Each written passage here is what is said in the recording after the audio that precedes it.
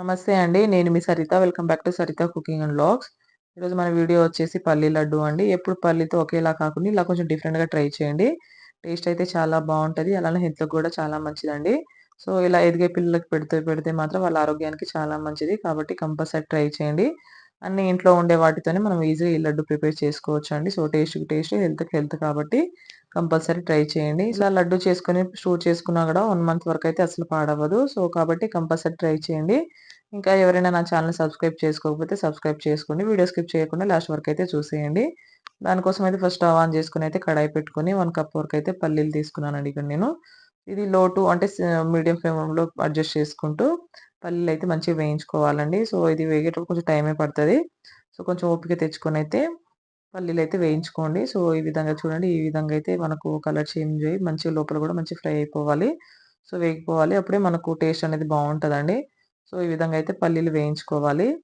ఇలా వేయించుకున్న తర్వాత ఇది కాస్త చల్లగా అయిపోయిన తర్వాత ఒక చాటలో గాని, దేంట్లో గాని తీసుకొని ఇలా అంటే ఒక గ్లాసు గాని ఇలా మనం చేస్తే మాత్రం పొట్టు మంచిగా వచ్చేస్తదండి. సో, ఇక్కడ ఒక టిప్ చూపిస్తాను చూడండి. ఎప్పుడైనా పొట్టు ఇలా మంచిగా ఈజీగా తీసేయాలంటే ఈ విధంగా దీంతో ఈ గరిటెతో ఇలా చేసుకుంటే ఇందులో ఉన్న పొట్టు మొత్తం పోయి మనకు అంటే పల్లీలనేవి ఇలా సెపరేట్ అయిపోతాయండి. సో, కాబట్టి ఈసారికైతే ఇలా ట్రై చేయండి. సో, ఇల్లు మొత్తం అంటే డస్ట్ అవ్వకుండా అలా చేసుకుంటే ఈజీగా అయిపోతుంది. ఈ విధంగా మొత్తం పొట్టు తీసుకొని అయితే పక్కన పెట్టుకోవాలి.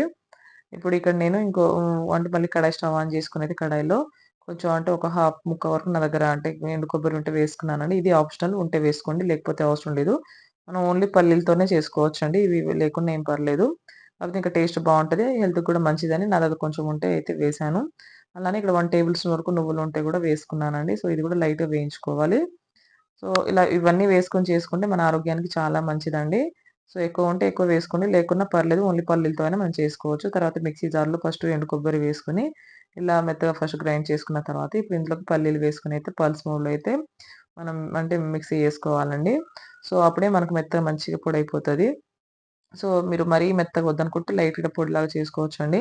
ఇక్కడ 1 కప్ పల్లీలకైతే నేను హాఫ్ కప్ వరకైతే బెల్లం వేస్తున్నాను. అది కరెక్ట్ క్వాంటిటీస్ కరెక్ట్‌గా సరిపోతుంది. ఇంకా కొంచెం తీపి ఎక్కువ కావాలనుకునే వాళ్ళు 1, 2 టేబుల్ స్పూన్ వరకు వేసుకోండి. అలానే ఇక్కడ 2 టేబుల్ స్పూన్ వరకైతే నేను నెయ్యి వేశాను. సో, నెయ్యి వేసుకున్న తర్వాత కూడా ఇలా మనం మంచిగా మిక్సీ చేసుకొని ఇప్పుడు ఒక ప్లేట్‌లో అయితే తీసేయాలి. మనం ముందుగా అంటే నువ్వులు వేయించుకున్నాం కదండీ! సో, అది పైన కొంచెం తినేటప్పుడు తగులుతూ ఉంటే బావుంటదని నేను ఇందులో పైన వేసేసాను. సో, ఇప్పుడు హ్యాండ్‌తో అయితే బాగా మిక్స్ చేసుకోవాలండి. సో, ఈ విధంగా మంచిగా మిక్స్ చేసుకుంటేనే మనకు లడ్డూలు చుట్టుకోవడానికి గూడా బావుంటది. అలానే అంతా పిండి అనేది మొత్తం కలిసిపోయి గూడా మనకు లడ్డూలనేవి కరెక్ట్‌గా వస్తాయండి. అంత టేస్ట్ కూడా చాలా బావుంటది. సో, ఈ విధంగా కలుపుకున్న తర్వాత హ్యాండ్‌తో మంచిగా మిక్స్ చేసుకున్న తర్వాత ఇలా ఉండలు చుట్టుకోవడం అంతే అండి. సో, చాలా సింపుల్ ప్రాసెస్. ఎవ్వరైనా ఈజీగా చేసుకోవచ్చు. అన్నీ ఇంట్లో ఉండే వాటితోనే మనం ఈజీగా ప్రిపేర్ చేసుకోవచ్చండి. ఇలా చేసుకొని తింటే నిజంగా చెప్తున్నా టేస్ట్ అయితే చాలా బావుంది. అలానే హెల్త్‌కి కూడా చాలా మంచిది కాబట్టి కంపల్సరీ ట్రై చేయండి. సో, ఇంకా మీరు చేసి మీకెలా వచ్చిందనేది మీ ఫీడ్‌బ్యాక్‌నైతే నాతో షేర్ చేసుకోండి. ఇంకా మీరు మీ ఫ్రెండ్స్‌కి, రిలేటివ్స్‌కి అందరికీ షేర్ చేయండి. ఇంకా మరిన్ని రెసిపీస్ కోసం నా ఛానెల్‌నైతే కంపల్సరీ సబ్స్క్రైబ్ చేసుకోండి. Thanks for watching.